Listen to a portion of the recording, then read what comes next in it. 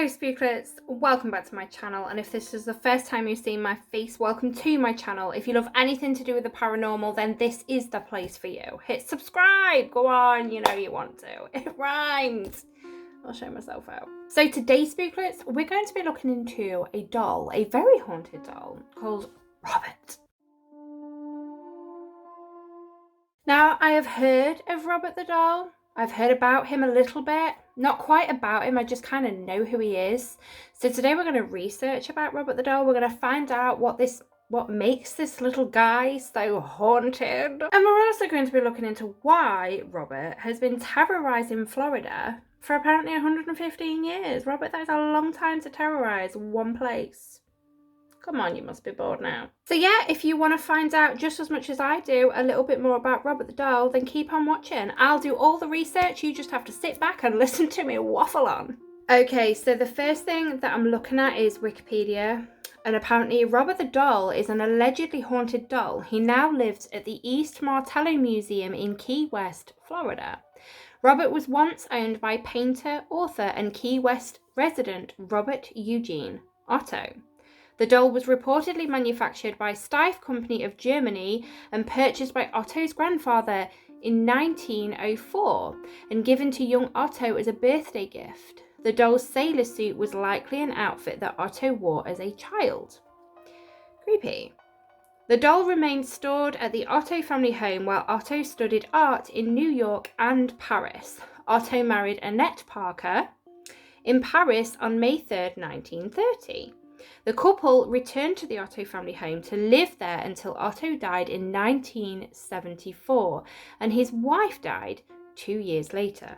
After their deaths, the family home was sold to Myrtle Reuter, if that's how you say her name, who owned the home for 20 years until the property was sold to the current owners who operate the home as a guest house. In 1994, the doll was donated to the East Martello Museum in Key West, Florida. Robert then became a popular tourist attraction. Why is Robert a tourist attraction? Why is Robert haunting the doll?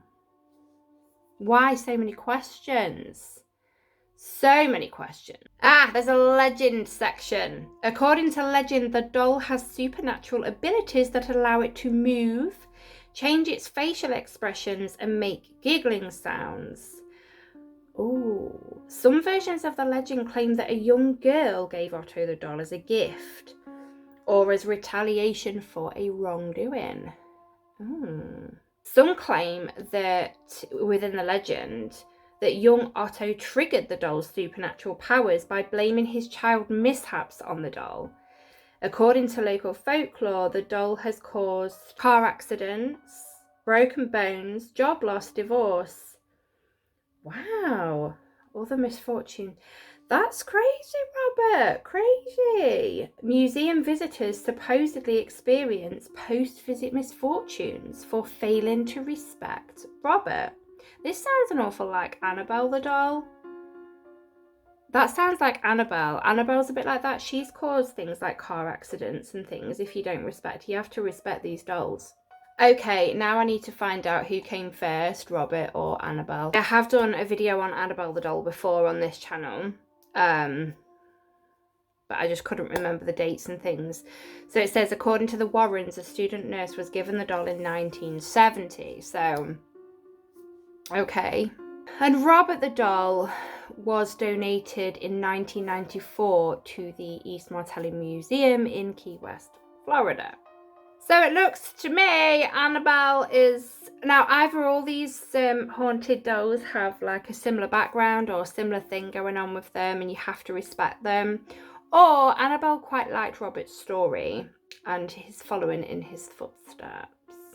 But yeah, by the sounds of it, both Annabelle and Robert have very similar qualities about them. They have a very demonic presence inside of them. Okay, so yeah, I'm definitely going to go research a bit more because Wikipedia hasn't told me a lot. I mean, why is Robert haunting the doll? Why is Robert haunting the doll? He didn't seem attached. It didn't say within that whole piece that Robert had this attachment with Robert. Otto had this attachment with Robert, we'll say that, the doll. We're going to delve in further, guys. I have got this. Okay, new information, guys, new information. So let me state this in something that I'm reading. Yes, the doll and the owner had the same name, but the boy answered to Jean. So, okay, so Robert isn't haunting Robert the doll. They just have the same names. Okay, that's cleared that up. And then it's going on to tell us that Robert was a childhood birthday gift from Otto's grandfather, which we know, who brought the doll during a trip to Germany. Otto's relationship with the doll continued into adulthood, so they did have a relationship. Oh, okay, so it says here what people really remember is what they would probably term as an unhealthy relationship with the doll. He brought it everywhere. He talked about it in the first person as if he weren't a doll. He was Robert, as in he is a live entity. Okay, and also it says here, after some digging, the museum traced Robert's origins to the Steiff Company, the same toy maker that first manufactured a teddy bear in honor of Theodore Roosevelt. Of course, I thought I recognized the Steiff Company brought the first teddy bear out. Robert was most likely never intended to be sold as a toy. A Steiff historian told the museum that Robert was probably part of a set fabricated for a window display of clowns or jesters. And then it says, which is kind of adorable, especially with his impish behaviour, it kind of suits his personality really well. Robert's little sailor suit was not supplied by the company. It was probably an outfit that Otto himself wore as a child, which obviously we've already seen, but obviously it sounds like it's actually came from this Steiff company, that this outfit was not supplied by the company. So yeah. Okay, so he did have a very strong relationship with the doll. Otto did. And also apparently people spoke about it a lot, saying that it wasn't a healthy one. He spoke about Robert the doll as if he was a live entity. Okay, we're learning. Okay, so now it's going on to say about the legend that we saw a little bit of in Wikipedia. According to legend, young Otto began to blame mishaps on the doll. While this could have been laughed off as a childish storytelling, adults also started noticing odd occurrences, especially as Otto and Robert grew older. As an adult, Otto lived in a stately home he called the Artist House, where Robert could be seen positioned at the upstairs window. Okay, hang on. As an adult, Otto lived in a stately home he called the Artist House. So there was this when he was studying away, but apparently Robert the doll was stored away in the house, the family home, so we don't know whether that's true or not. If you guys know a bit more, let me know in the comments. But yeah, where Robert could be seen positioned at the upstairs window, school children swore that he would appear and reappear, and they avoided the house. Myrtle Reuter, remember her, that purchased the house after Otto's death in 1974, also became Robert's new caretaker. Visitors swore they heard footsteps in the attic and giggling. Some claimed Robert's expression changed when anyone badmouthed Otto in his presence. Reuter said Robert would move around the house on his own, and after 20 years of antics, she donated him to the museum.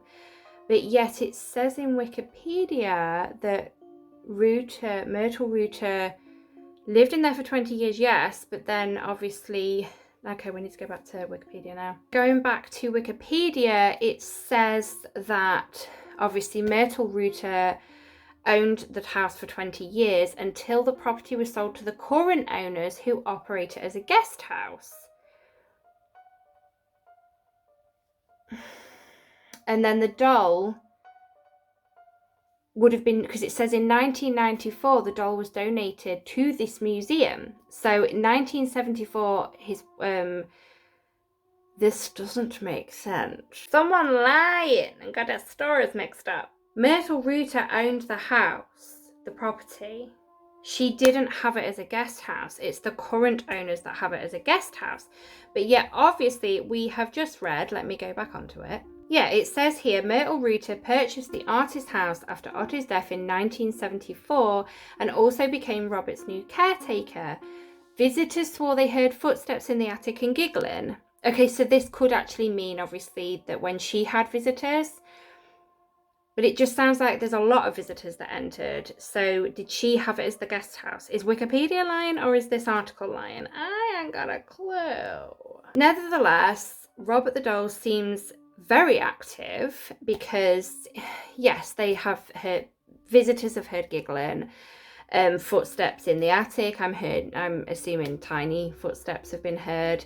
Robert's expressions have changed when anybody badmouthed Otto in his presence. Rooter said Robert would move around the house on his own. Again, that sounds like Annabelle. After 20 years of antics, she donated him to the museum. So, okay, so I don't know. Somebody's got stories mixed up here. But yeah, Robert the Doll sounds like he's very active, and a lot of people get to experience Robert the Doll in full force. So obviously now we know why he was an attraction when he hit the museum. More people were able to go see him, things were leaked about him. So yeah, he was a very famous, and still is, a very famous doll. It says visitors have flocked to the museum to get a look at the mischievous toy. He has appeared on TV shows. He has had his aura photographed. He is a stop on a ghost tour, and he's inspired a horror movie. Which one? Oh my days, I did not know this. So, Robert the Doll inspired the film Child's Play. Robert the Chucky. Chucky the doll is Robert the Doll. I didn't know this. While the 1988, the year I was born, film's diabolical toy Chucky resembles popular 80s doll like My Buddy and Corky, the story is inspired in part by the infamous haunted doll Robert. The doll belonged to Robert Eugene Otto, and then it goes on to say about Robert the Doll. Okay, that was interesting. I'm quite glad we found that. I'm quite glad. So yeah, he inspired a horror movie. We've just found out that's Chucky the doll. He has a Wikipedia entry. Someone's lying there and got the stories mixed up about the guest house and Myrtle Rooter, but it's okay. Fans can buy Robert replicas. Oh, I'm tempted to go look for a Robert doll myself. That would be a cool little thing to, I don't know, it wouldn't. But you can get books, coasters and t-shirts, and the most adventurous can even volunteer to be locked in with Robert after dark. We all know I'd do this, but we'd also know that I'd need a good few spare pairs of underwear probably. People write to Robert too, but they aren't typical fan letters. They're often apologies. Many visitors attribute post-visit misfortunes to failing to respect Robert or even openly disrespecting him, and they write begging forgiveness. So obviously there will be people that go in that don't quite believe, disrespect him because, yeah, if they don't believe, they're going to do it, or they want to believe, so they do something, and then something's happening and they're like, uh-oh, so they have to write a letter of forgiveness. That is crazy. Also, others have wrote asking him for advice or to hex those who have wronged them. That's naughty, guys. Robert is very dangerous. Very dangerous. That makes you just as dangerous as this doll. No. Sort your own mess out. Okay, so I'm now on a thing where it's on Google and it says people also ask. And there is a question that people ask. What happens if you see a picture of Robert the doll? So let's click on this. In a hashtag Sorry Robert Twitter version of The Ring, the movie about a cursed videotape that kills people 7 days after they watch it, if you see a picture of Robert, you have to apologise immediately or suffer bad luck. Has anybody else ever heard this about Robert the doll? Well, I'm looking at a picture of him now and I've seen about 20 whilst doing this video so far, so I'm sorry. Okay, there are rules. It says, what are the rules of Robert the doll? Before walking into the museum to get a peek at Robert, the tour guide gave us some strict rules to follow. You must greet and introduce yourself to Robert. If you want to take a photo of him, you must ask first, and you can't leave the museum without saying goodbye. So if you want to take a photo of him, you've got to ask him. I'm sorry, but he's not going to answer you. So are you just going to assume he said yes and do it? Huh? Okay, so I've clicked on this question that apparently a lot of people ask. How tall is Robert the doll? Because if he has some sailor clothes on that Otto used to wear as a child, Robert the doll must have a bit of height to him. And it says that, yes, how tall is Robert the doll? He stands only 3 feet tall only. That's a big doll. That's a big doll. That's creepy. But yeah, so 3 feet tall. Wow. Okay, I'm about to show you a photo, and this photo, so you want to be looking at the young Robert Eugene Otto, who is on the right, wearing the sailor's suit that was eventually given to Robert the doll. There you go, guys, there you go.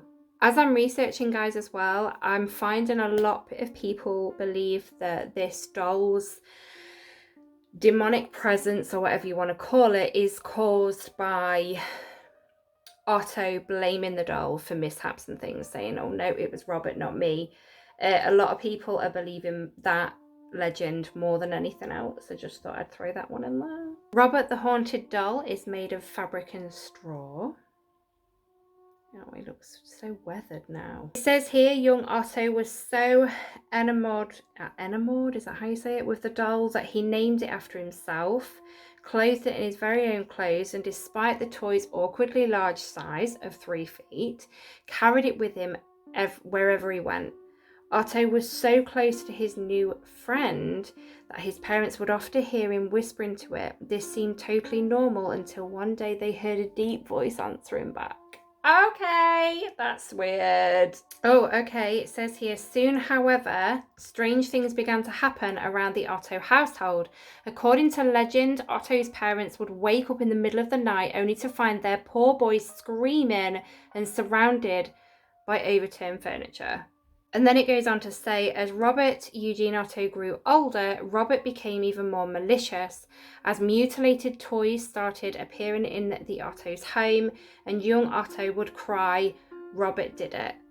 Once a plumber who had been hired to make repairs around Otto's home claimed to hear children's laughter, though no one was home at the time. Oh, weird. When he looked around the room, the plumber noticed that Robert the doll had moved from one side of the window to the other, seemingly on his own. What's more, the plumber swore that objects that had been in Robert's lap ended up on the other side of the room as if he'd thrown them. Eventually, Otto grew up and moved away after studying at the Academy of Fine Arts in Chicago and the Art Students League in New York. Jean Otto went to the Paris Sorbonne, where he met his wife, Anne. Otto brought the doll back to his childhood home at 534 Eaton Street in Key West, Florida, and he called the home the Artist House. Today, the Victorian home is a haunted B&B. Otto designed a special room for Robert in the attic, complete with furniture, toys, and even a teddy bear of Robert's own. But Otto's wife was not as keen on his childhood toy and requested that he keep the doll locked up. Okay, so as an adult, he created this room with furniture and everything. That is crazy. Robert was allegedly not fond of this. He is said to have repeatedly weaseled his way out and situated himself in a chair facing out of an upstairs window where he could be seen by passers-by below. People who passed 534 Eaton Street soon avoided walking near the house altogether. Locals swore that the doll would disappear and then reappear facing another direction, or that his gaze would follow them as they passed. Visitors inside the artist's house also claimed that they could hear footsteps coming from the attic and that things would seem to move around the home on their own with no explanation. Okay, so I've just found another bit of a story. Maybe it is all linked somehow and they've just all worded it differently. I don't know. After Robert Eugene Otto died in 1974, a woman named Myrtle Reuter purchased the artist's house, which meant Robert the doll had a brand new caretaker. But then it says Reuter lived with Robert for 20 years, and it said she even took him with her when she moved to a new home in the 1980s. Finally, she donated the creepy toy to the Fort East Martelli Museum in 1994, claiming that the doll was indeed haunted. So there we go. There's another bit there. And it says, obviously, the museum accepted the doll off Myrtle and its baggage, assuming Rita's claims were, of course, nonsense. Almost immediately, though, however, museum employees reported their own inexplicable happenings with the doll. There you go. There you go. It also says that he probably gets 1 to 3 letters every single day.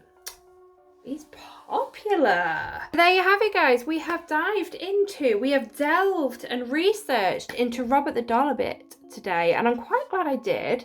And I'm quite glad I did it this way with you guys. We learn something new every day, and today we're learning about Robert the Doll. Do any of you know much about Robert the Doll? Let me know in the comments. Talk to me. Have I missed anything else out? Like anything out? Have you seen things when researching yourself at one point that I haven't mentioned in today's video? Then make sure you include it in the comments if you want to, so people can carry on reading about Robert. I have found this interesting. I do find haunted artifacts, items, objects, I find them very, very interesting. I often think, why would they attach? Why is a spirit attaching itself to an object? Like, why? I know I did a video on a frozen Elsa doll that was meant to be haunted. It was actually the very first video that I posted on this channel. The video did quite well, actually. A lot of people seemed really interested with that video. But it was a brand new doll from a shop. So it's not like somebody owned this doll and died and attached itself. It was from a shop. So don't quite understand how something attached itself to the doll. But yeah, it really, really, really interests me when you hear that a spirit has attached itself to an object. And I personally think with Robert the Doll, the legend where he is blaming mishaps on the doll, like a child does, like it wasn't me. You know, you hear it of children, don't you? They blame their inanimate object toys. But I believe maybe Robert was that mischievous as a child that he did say it a lot about the doll, and yeah, in the end, it gave the doll its own character. And the doll was then this mischievous. I think that's the legend I want to believe about Robert the Doll. But yeah, I am waffling now. Let me know what you think in the comments. Again, if there's anything that I haven't mentioned about Robert the Doll, let me know in the comments. Let's have a conversation. I've really enjoyed doing this video for you today, guys. And if you've enjoyed it too, then make sure you give this video a big thumbs up for me, because it helps me more than you know.